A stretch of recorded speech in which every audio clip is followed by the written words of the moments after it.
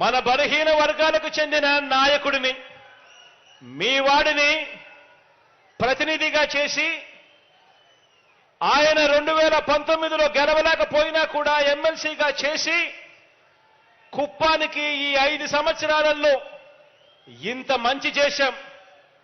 ఇదే భరత్ని, మీ వాడిని కుప్పం ఎమ్మెల్యేగా ఎన్నుకోండి.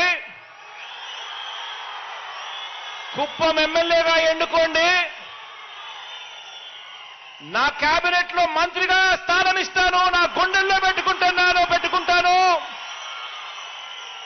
తన ద్వారా కుప్పం నియోజకవర్గానికి మరింత అభివృద్ధి, మరింత సంక్షేమం చేయిస్తాను అని చెప్పి కూడా ఈ సందర్భంగా మాటిస్తున్నాను మీ అందరికీ. ఆలోచన చేయమని అడుగుతా ఉన్నాను. మరి ఏ మార్క్ రాజకీయం కావాలి? ప్రతి ఒక్కరిని కూడా ఆలోచన చేయమని కోరుతా ఉన్నాను.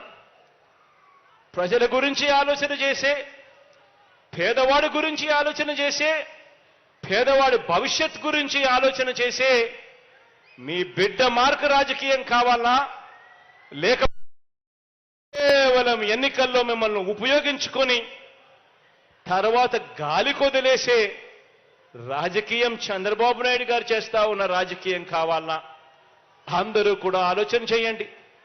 ఇదే పెద్ద మనిషి చంద్రబాబు నాయుడు గారు 14 సంవత్సరాలు ముఖ్యమంత్రి అయి కూడా తాను చేసింది ఏమిటి అని అంటే ఒక పెద్ద సున్నా కనిపిస్తుంది.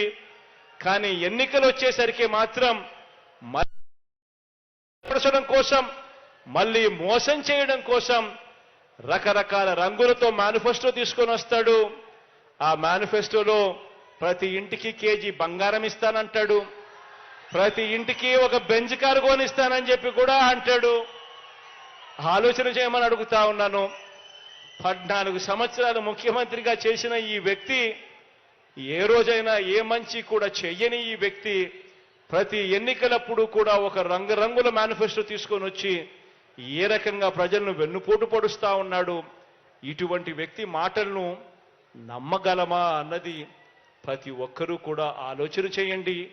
ఈ 57 నెలల కాలంలో మీ బిడ్డ ప్రభుత్వం చూశారు. ప్రతి ఇంటికి జరిగిన మంచి చూశాడు. పేదవాడి భవిష్యత్ కోసం మీ బిడ్డ పడతా ఉన్న తాపత్రయాన్ని మీరంతా కూడా చూశారు. మీ బిడ్డను ముఖ్యమంత్రిగా మళ్ళీ మీరు చేసుకుంటే పేదవాడి బ్రతుకులు బాగుపడతాయి, పేదవాడి భవిష్యత్ బాగుపడుతుంది అన్నది ప్రతి ఒక్కరూ కూడా ఆలోచన చేయమని చెప్పి కోరుతూ, మీలో ప్రతి ఒక్కరూ కూడా మంచి జరిగిన, మీ బిడ్డ ప్రభుత్వం వల్ల మంచి జరిగిన ప్రతి విషయము కూడా ఇంకా 100 మందితో చెప్పి ఆ 100 మందితో కూడా ఓటు వేయించే కార్యక్రమానికి అందరూ కూడా పూనుకోవాలని మరొక్కసారి మీ అందరికీ కూడా విన్నవిస్తూ, దేవుడి దయతో ప్రజలందరి చల్లని దీవెనలతో ఇంకా మంచి చేసే అవకాశం దేవుడు ఇవ్వాలని, మీ అందరికీ ఇంకా మంచి జరగాలని మనసారా కూడా కోరు